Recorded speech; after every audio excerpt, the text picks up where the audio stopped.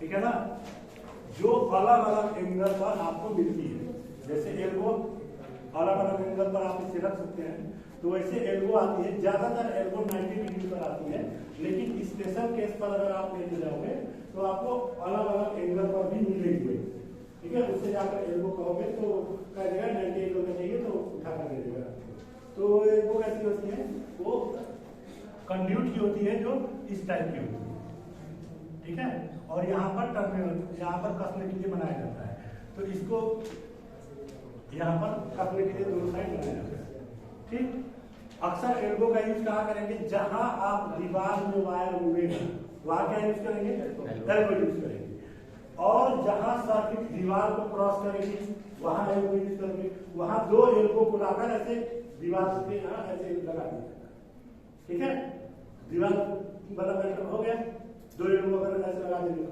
ठीक है, इसके सिवा जहां कोई सर्किट सीलिंग पर जा रही है तो वहां पर 90 एंगल बनता है ना, तो जहां भी सर्किट सीलिंग पर जाएगी वहां एक एल्बो लगेगा। क्लियर है? और ये तो इंपॉर्टेंट, बाकी क्लिप वगैरह जो हो गए, क्लिप लगते हैं कहां पर, जहां मेन सप्लाई आती है, यानी मेन स्विच और डिस्ट्रीब्यूशन बोर्ड के बीच केबल अक्सर यूज की जाती है, कंडक्टर नहीं यूज किए जाते अक्सर करके, क्योंकि पूरे घर का लोड किसके ऊपर है, मेन स्विच के, मेन स्विच के ऊपर है ना।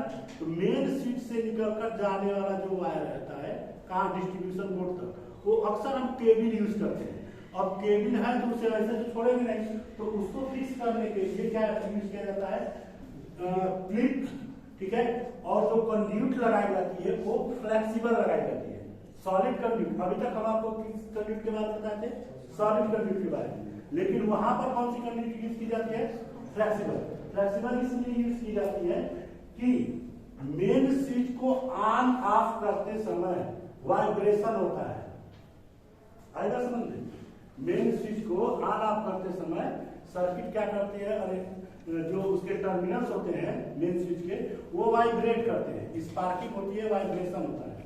तो जिसके वाइब्रेशन, अगर मान लो ये मेन स्विच है और इसके बगल में डिस्ट्रीब्यूशन बोर्ड है, आपने सारा चीज इसको सही से कसा हुआ है, आपने सॉलिड कंड्यूट के थ्रू इसको जोड़ा हुआ है। ठीक है, सॉलिड कंड्यूट के थ्रू। अब चूंकि ये वाइब्रेट करेगा तो ये भी इस साथ में वाइब्रेट करेगी, और इसका वाइब्रेशन कहाँ पे पहुंचेगा, इसके पास। तो इससे क्या होता है कि कनेक्शन ढीले पड़ जाते हैं, या आपने जो डिस्ट्रीब्यूशन बोर्ड फिक्स किया हुआ है उसके प्लेन होते हैं, ढीले पड़ते हैं, तो ये सही नहीं है। तो हम क्या करते हैं, इसके बीच सॉलिड कंड्यूट यूज न करके हम क्या करते हैं, फ्लेक्सिबल यूज करते हैं। फ्लेक्सिबल में क्या होता है कि वाइब्रेशन रोकने की क्षमता है। आप लोग देखे हुए एक ऐसा कंड्यूट आता है जो कहीं भी मुड़ सकता है किधर, ठीक है ना। तो उस केबल को यहाँ से यहाँ तक जिस केबल को लेकर आएंगे वहां लगने वाली जो कंड्यूट होगी वो कैसी होगी, फ्लेक्सिबल होगी। कितना होगी, आधा मीटर दूरी, जब आधा मीटर वो भी आ जाते हैं। हमको क्या कहां पढ़ना है, मेन स्विच और डिस्ट्रीब्यूशन बोर्ड, यही तो पढ़ना होता है। एनर्जी मीटर इसके बारे में आपको नहीं पढ़ना होता है। हालांकि एनर्जी मीटर से भी जो वायर आता है मेन स्विच में, ये भी किसके थ्रू होता है, फ्लेक्सिबल कंड्यूट और केबल के थ्रू होता है कनेक्शन। क्योंकि हम केबल इसलिए लगाते हैं कि हमको पता है कि 15 एम्पियर से नीचे का वायर यूज नहीं करेंगे, 15 एम्पियर से नीचे का वायर यूज नहीं कर सकते। कहा, डिस्ट्रीब्यूशन बोर्ड से लेकर मेन स्विच और मेन स्विच से एनर्जी मीटर तक मिनिमम कितने एम्पियर का, 15 एम्पियर का। तो ऐसे में हम कंडक्टर ना यूज करके, हालांकि 15 एम्पियर के लिए कंडक्टर आपका आता है, ठीक है ना, कितना 2.5 एमएम का एल्युमिनियम कंडक्टर आता है, लेकिन कंडक्टर ना यूज करके हम 2 कोर केबल यूज करते हैं। क्या करते हैं, 2 कोर केबल। 2 कोर केबल का कोर समझते हैं, किसी कहते हैं ना, केबल का जो इंसुलेशन वाला सारे पार्ट होते हैं उसके अंदर जो कंडक्टर होता है उसको हम कहते हैं कोर। क्या कहते हैं, तो एक कंडक्टर है तो सिंगल कोर केबल है, 2 है तो डबल कोर की है, ठीक है ना, 3 है तो 3 कोर की केबल है। अगर 4 कब यूज की जाती है केबल, जहां 3 फेज और न्यूट्रल की जरूरत एक साथ होती है, ऐसे वैसी जगह पर अगर आप केबल यूज करने में क्या लगाओगे, 4 कोर केबल लगाएंगे। 4 कोर केबल में क्या होता है कि 3 कंडक्टर जो होते हैं वो सेम साइज के होते हैं, चौथा थोड़ा सा पतला होता है, उसको कहता है कि दिस इज द न्यूट्रल। आएगा समझ में? उसमें जो एक कोण जो होगा चौथा वाला थोड़ा सा कम कंडक्टर होगा, तो वो न्यूट्रल के लिए क्लियर है। तो इसमें कौन सी केबल यूज करेंगे? 2 कोर केबल। हम क्योंकि हमको पूरा एस्टीमेट बनाना है तो सारी चीजें लेकर एक साथ चलेंगे, ट्रांसफर कंड्यूट भी, केबल भी, और ऐसे कंड्यूट को फिक्स करने के लिए क्लिप आती है, ठीक है ना, क्लिपिंग आती है, मतलब क्लिप से इसको फिक्स किया जाता है, इसको कंड्यूट को, ठीक।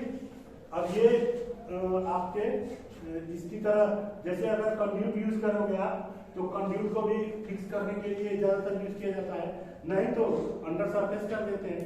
आज तक की जो कंड्यूट आ रही है वो सर्कुलर में आपका कैसा आ रही है? रेक्टेंगल शेप में आ रही है।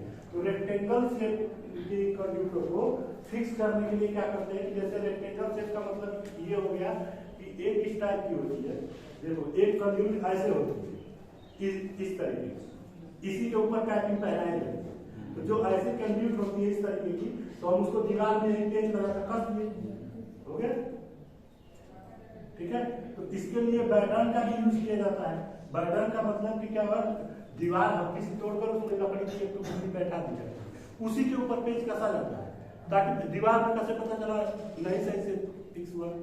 या फिर हम क्या करते हैं कि हल्का सा ड्रिल करके और उसमें प्लास्टिक का कैप आता है जिसमें स्क्रू कसा जाता है, प्लास्टिक का, उसको लगाकर हैमर से मार के उसके ऊपर स्क्रू कसोगे तो आसानी से नहीं। तो ये सब सिस्टम है, ठीक है ना। तो कंड्यूट यहाँ जो हम यूज करेंगे उसको फिक्स करने के लिए हम क्लिप का यूज करेंगे, क्योंकि पुरानी वाली क्लिप पढ़ रहे हैं तो पुरानी में क्लिपिंग यूज की जाती है। कंड्यूट को सीधा रखने के लिए जगह जगह क्लिप लगाया जाता है, ठीक है ना। तो क्लिपिंग पड़ेगी, एक से दूसरे क्लिप के बीच की जो डिस्टेंस होगी वो लगभग 1 फीट होती है, मतलब 12 इंच। अगर मीटर की बात करें तो लगभग 3.3 मीटर, 0.3 मीटर समझो, ठीक है ना। लगभग 3 फीट का 1 मीटर होता है ना। तो हाँ 35 इंच शायद होता है, कितने इंच का 1 मीटर होता है? इंच का बात है, 36 37